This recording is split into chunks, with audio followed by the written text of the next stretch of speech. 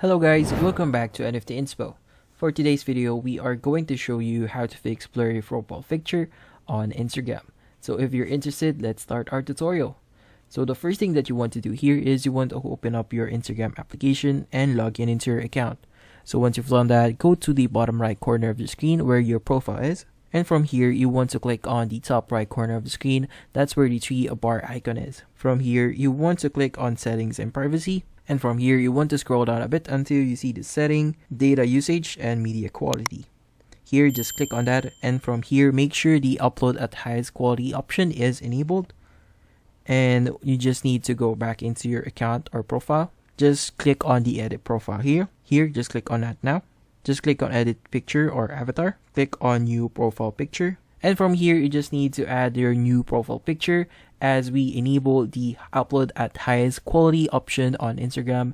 You should no longer have the blurry profile picture on Instagram. So hopefully this video was able to help you. Like and subscribe to NFT Inspo. Thank you for watching.